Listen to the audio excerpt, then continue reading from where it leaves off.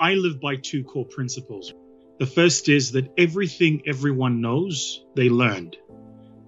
And I don't accept that I'm less intelligent than the next person, which means I can learn it too. The second is that every single excuse I have is valid, but that's still not going to give me the results that I want. The test is not whether or not you know the reasons for not succeeding. The test is whether or not you're willing to do whatever it takes to get to that next level. And a big part of the whatever it takes actually is just remain teachable. Just be a student of the game, a student of life, a student of those who've achieved. Your reality is your reality. You're not imagining it. You're not imagining that you're poor. You're not imagining that you're left out because you live in a third world country. You're not imagining that you're not getting the right quality of education to make you globally competitive. You're not imagining that. That shit's real, right? Okay, but now that you've got it, you can live in the emotion, and sometimes I do. I get really, really mad and really, really upset. But then the following morning comes and you realize that you've moved not an inch of distance, yet you've expanded all of this time and this emotion. I mean, right now, if you think about the world we live in, just think about how much hatred there is. Think about how much anger there is.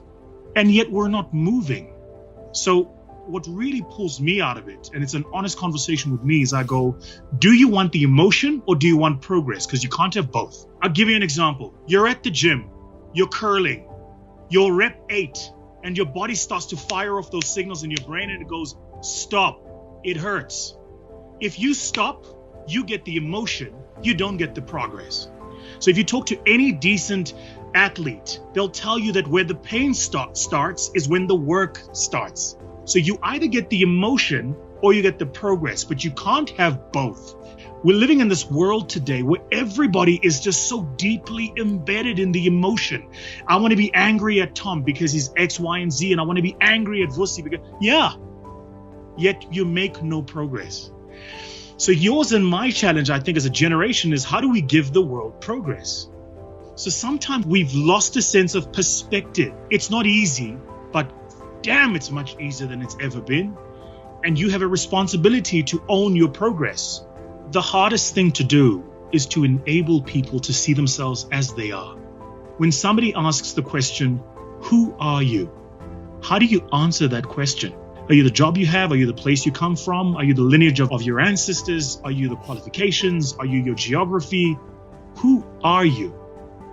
We've put these people in positions of power and leadership whose mindset was not disentangled from the way things used to be.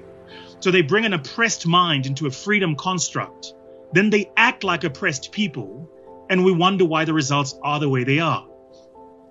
I think the language is important here. I'm not saying Black people don't deserve freedom. I think that's an important point to make. First of all, freedom isn't something you deserve. It's a God-given right. It's like breathing. So you shouldn't have to justify why you deserve to be free. And often people that approach that conversation heard me to say, Black people don't deserve freedom. And I'm going, no. The idea that you deserve it means there's something you have to do to earn it, which by itself is fallacious. There is nothing you have to do to earn the right. That said, if you accept, and we all do, that there have been hundreds of years of structural exclusion and oppression, not only of the Black body, but of the Black mind.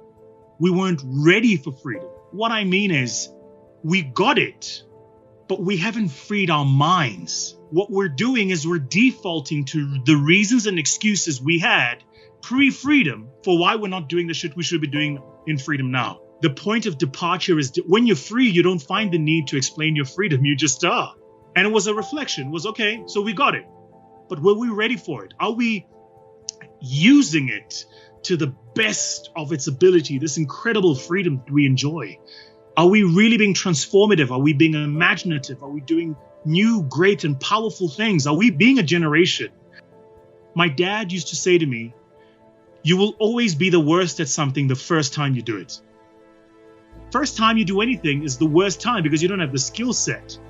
But as you do it, what happens is you mature, you get better, and you learn, right? So that's what I mean by that, is the reason it's important to start is because all of those stories, that self-narrative that you've been saying and toiling in your head, the excuses are valid, the world isn't fair, and guess what? At the beginning, it is going to be tough. But the only way out of it is to start. There is no other way out of it. You can't negotiate with it. I have to tell you, that changed my entire life. So anytime I find myself stuck now, I recognize that often the reason I'm stuck is because I'm focusing on the output and I'm not focusing on my input. So we always think about leadership. We think about the general in the army, the guy who marshals the troops, who's like, I'm the general and I'm the boss. That's what people think about. But I'm more interested in what was that guy thinking the morning he woke up, knowing he's about to send 100,000 young men and women into the field of battle and they might not go home to their families. I'm more interested in that conversation. I'm not interested in how does he show up. I'm interested in what is he telling himself. Because how does he show up is, again, outcome. It's output. We're seeing him standing on the stage, right? But what led to that? How does he have so much self-belief? And how does he have so much courage? Even in the face of adversity, how is this guy still believing we can win the war? How do you show up to your family? How do you show up to your friends? How do you show up to yourself in the mirror? Because, that moment will come too, right? Where you do something that you know is wrong, or you fail, or you're not proud of yourself. When you look at you in the mirror, what do you say? So what we do is we actually do an exercise called So What? What would your life look like if you lost the business? You go, well, it would look like X, Y, and Z. And I go, and if that's where you were, so what? And what happens is 7 or 8 so what's later, people get to what is their actual fear. So what? So I'd be poor again, and I don't want that. I remember that. I remember going to bed hungry. I don't want to be poor again. Oh, okay. So actually the reason you work like a dog and you don't see your kids and you've completely no balance and you're completely overweight is because you're scared of poverty. Just face it. Now you can look it in the face and say, poverty, I'm scared. And there's nothing wrong with admitting that you haven't conquered that fear. Just be aware of it. I think it's an incredible gift to have somebody that believes in you, especially when you don't believe in yourself. There are some people who have the ability to bend the laws of physics. Nelson Mandela had this most incredible ability. If he walked into the room, the temperature changed by 3 degrees Celsius. I said to him, what's your dream for mankind? What's your dream for humanity? And he said, faith is the ability to see the invisible, believe in the impossible, and trust in the unknown. And it's only as I've grown older that I realize what he was actually saying. And I think a lot of us are living in a world today where unless we can see it, touch it, or feel it, we don't believe it to be. And we forget that everything you can see, touch, taste was imagined by someone, created by someone who had to have faith that it would find resonance with mankind. I think we have a duty today to understand the power of what that means. So I think it's part of the course of the universe. But one of the things you learn as you study their history is that they were human. They had hopes and dreams just like you and I. They had doubts too. And the minute you figure that out, you then understand that actually nothing separates them from you, but for the fact that you're waiting for someone like them to show up. So if we're all waiting for the Messiah, who is it? Because we can't all wait. Somebody has to step up. So we talk about Nelson Mandela, but the truth is, Nelson Mandela led a collective of people who fought for the liberation of my country. But actually, there were millions like him who made others even an ultimate sacrifice with their lives. This was actually a collective effort, which means you and me have a duty to become a part of the collective effort of whatever freedom that we're seeking. So if you're waiting for someone to save you, you're it. You are the savior. As you go, you will figure it out. And you've got to trust the universe. It'll meet you halfway. It'll teach you what you need to learn. It'll bring into your world an intersection of people, knowledge, spaces where you can grow your own competence and ability. You don't have to be ready for where you're going. You just have to be ready for what's next. And that's what I mean by there's no Messiah. We all kind of go, well, we need the perfect person so we can create the perfect future.